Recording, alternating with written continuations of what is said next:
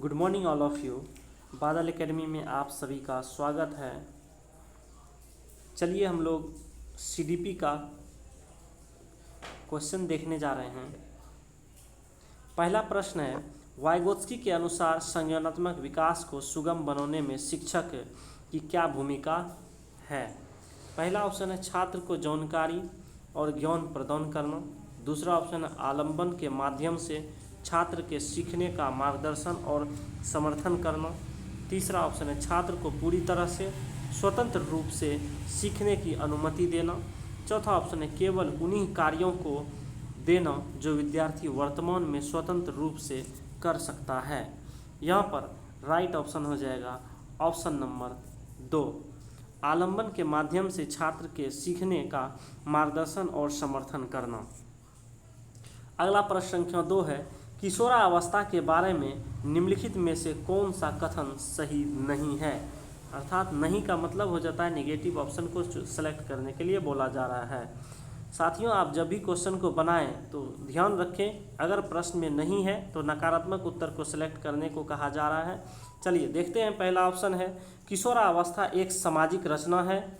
दूसरा ऑप्शन है किशोरावस्था को आमतौर पर यौवन को शुरू करने के लिए माना जाता है। यह एक ऐसी प्रक्रिया है जो यौन परिपक्वता और पुनरुत्पाद की क्षमता की ओर ले जाती है। तीसरा ऑप्शन है किशोरावस्था बचपन और वयस्कता के बीच विकासात्मक संक्रमण है जिसमें शारीरिक, संज्ञानात्मक और मनोसामाजिक परिवर्तन होते हैं। चौथा ऑप्शन है विभिन्न संस्कृतियों के बच्चे एक समान तरीके से किशोरावस्था में प्रवेश करते हैं और इसे अनुभव करते हैं। यहाँ पर राइट ऑप्शन हो जाएगा ऑप्शन नंबर 4, विभिन्न संस्कृतियों के बच्चे एक समान तरीके से किशोरावस्था में प्रवेश करते हैं और इसे अनुभव करते हैं। चलिए अगला प्रश्न संख्या 3 है, सुजाता नृत्य प्रतियोगिता में केवल इसलिए उत्सुकता से भाग लेती है क्योंकि वह नगद का प्रथम पुरस्कार जीतने में रुचि है। सुजाता, पहला ऑप्शन है आंतरिक रूप से प्रेरित है। दूसरा ऑप्शन है बाहरी रूप से प्रेरित है। तीसरा ऑप्शन है महारत उन्मुख शिक्षार्थी है। चौथा ऑप्शन असफलता परिहार शिक्षार्थी है। यहाँ पर राइट ऑप्शन हो जाएगा ऑप्शन नंबर 2 क्या करा, बाहरी रूप से प्रेरित है।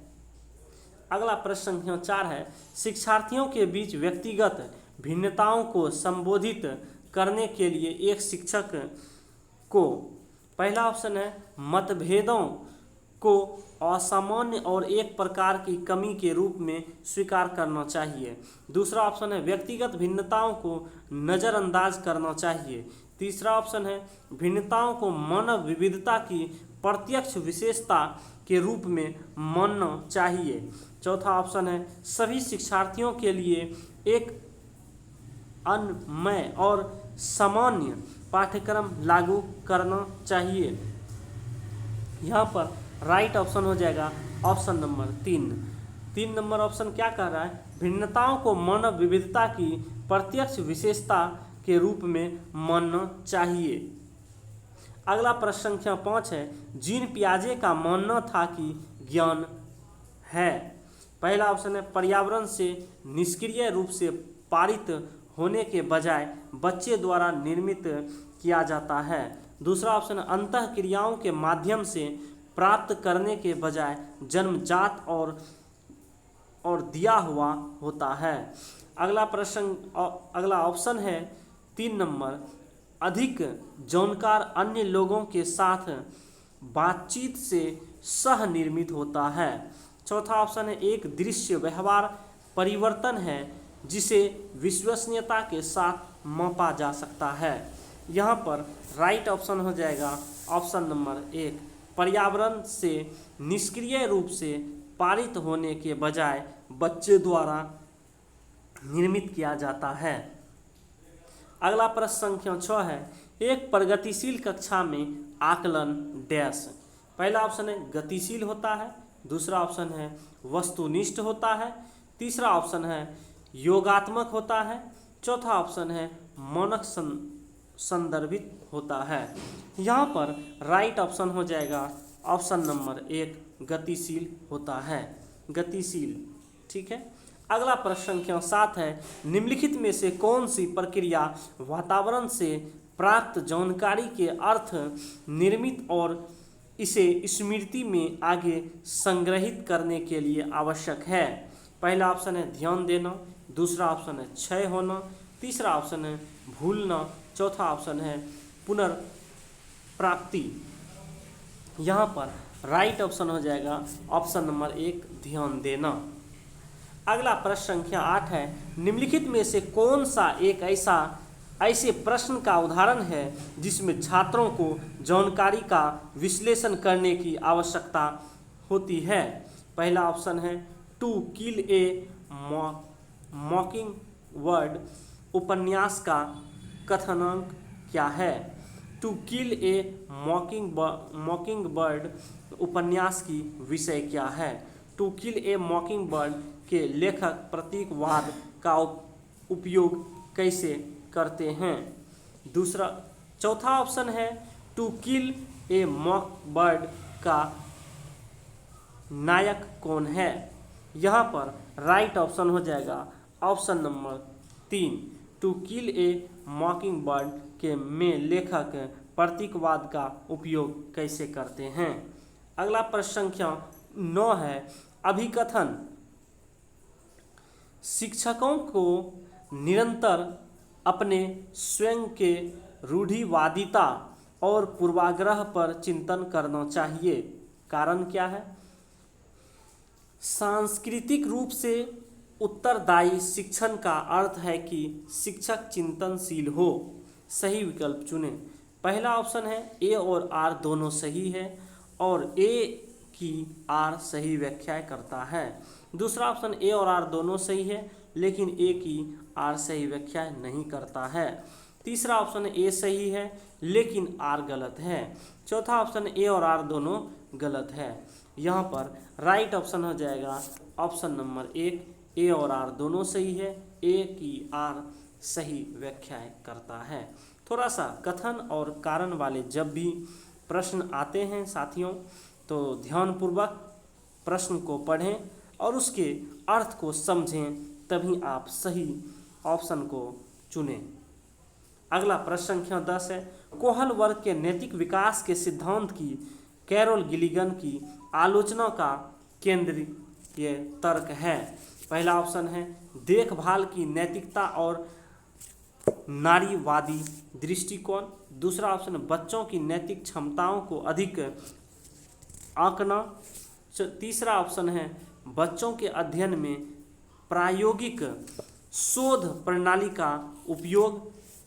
चौथा ऑप्शन है स्कूल जाने वाले बच्चों के लिए अध्ययन के शैक्षिक निहितार्थ। यहाँ पर राइट ऑप्शन हो जाएगा ऑप्शन नंबर 1 देखभाल की नैतिकता और नारीवाद की दृष्टिकोण। चलिए अगला प्रश्न संख्या 11 है, अभिकथन वास्तविक जीवन की समस्याओं और मूर्त अनुभवों से सीखने से बच्चों को अधिगम और जानकारी प्राप्त करने के लिए कई रास्ते मिलते हैं।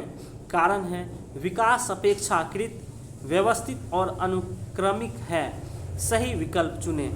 पहला ऑप्शन है ए और आर दोनों सही है, ए की आर सही व्याख्या करता है। दूसरा ऑप्शन ए और आर दोनों सही है लेकिन ए की आर सही व्याख्या नहीं करता है।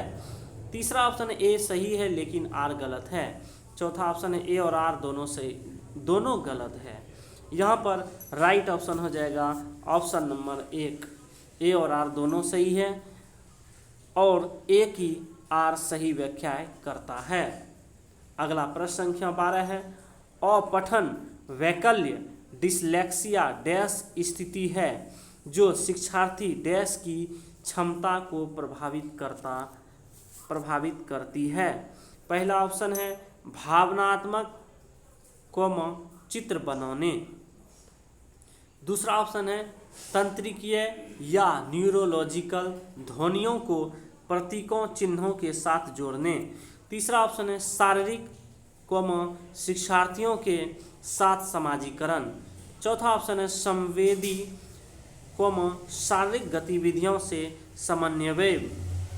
यहाँ पर राइट ऑप्शन हो जाएगा ऑप्शन नंबर 2, तंत्रिका न्यूरोलॉजिकल, ध्वनियों को प्रतीकों चिन्हों के साथ जोड़ने। अगला प्रश्न संख्या 13 है, एक माध्यमिक स्कूल शिक्षक छात्रों को संकल्पनाओं और वास्तविक दुनिया के अनुप्रयोगों के बीच संबंध बनाने में मदद करके सार्थक सीखने को सक्षम बनाना चाहता है। निम्नलिखित में से कौन सी गतिविधि एक उपयुक्त शैक्षिक रणनीति होगी? पहला ऑप्शन है छात्रों को नियम और परिभाषाएं याद करने दें। दूसरा ऑप्शन विद्यार्थियों से बहुकल्पीय प्रश्नों वाली कार्य पत्रक पूरी करने को कहें। तीसरा ऑप्शन है विद्यार्थियों को उद्दीपक प्रतिक्रिया अनुबंधन की विधि द्वारा सीखने को कहें। चौथा ऑप्शन है छात्रों को छोटे समूहों में वर्तमान मुद्दे पर शोध करने दें और अपने निष्कर्ष कक्षा में प्रस्तुत करें। यहाँ पर राइट ऑप्शन हो जाएगा ऑप्शन नंबर 4, छात्रों को छोटे समूहों में वर्तमान मुद्दे पर शोध करने दें और अपने निष्कर्ष कक्षा में प्रस्तुत करने दें। अर्थात कहा जा रहा है बच्चे को जो भी काम दे रहे उसको खुद से करने दीजिए, वो जो भी सीखा जो भी किया उसको खुद से प्रस्तुत करने का मौका दीजिए। अर्थात विद्यार्थी को जितना आप अवसर देंगे, जितना मौका देंगे, उसमें उतना विकास होगा। अगला प्रश्न संख्या 14 है, कोहल वर्ग के नैतिक विकास की किस अवस्था में बच्चों का तर्क कानून की नैतिकता के इर्द गिर्द घूमता है? पहला ऑप्शन है पूर्व पारंपरिक नैतिकता, दूसरा ऑप्शन है पारंपरिक नैतिकता, तीसरा ऑप्शन है विषम नैतिकता, चौथा ऑप्शन है स्वायत्ता नैतिकता। यहाँ पर राइट ऑप्शन हो जाएगा ऑप्शन नंबर 2, पारंपरिक नैतिकता। अगला प्रश्न संख्या 15 नंबर है, निम्नलिखित में से कौन एक समावेशी कक्षा का उदाहरण नहीं है? साथियों, जब भी आप क्वेश्चन को पढ़ें, प्रश्न को पढ़ें, तो यहाँ पर नहीं पर ध्यान दें अंत में। पहला ऑप्शन है विविध दृष्टिकोण का समावेश, दूसरा ऑप्शन है उचित समावेशन का पालन, तीसरा ऑप्शन है विभेदित निर्देश देना, चौथा ऑप्शन है प्रतिस्पर्धी लोकाचार को प्रोत्साहित करना।